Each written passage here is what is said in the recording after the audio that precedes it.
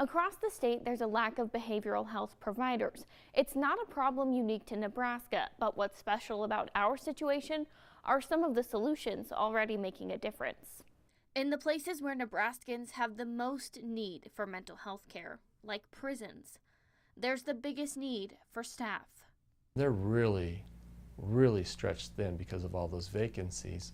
As of the middle of 2023, when Inspector General Doug Kobernick's annual report came out, NDCS had no psychiatrists.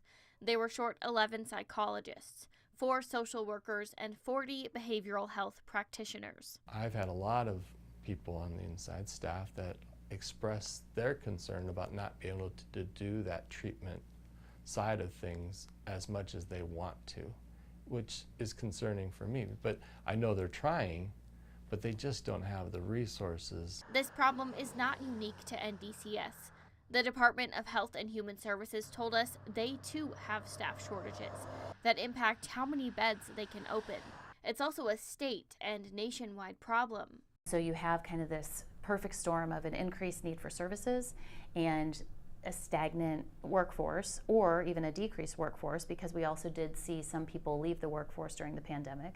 Dr. Marley Doyle heads up the Behavioral Health Education Center of Nebraska at the University of Nebraska Medical Center.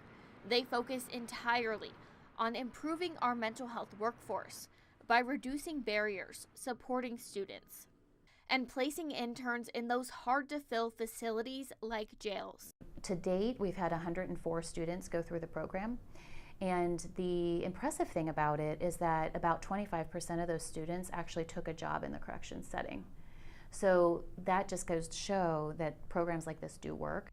Taking it one step further, the University of Nebraska Medical Center is also creating a fellowship for forensic psychiatry.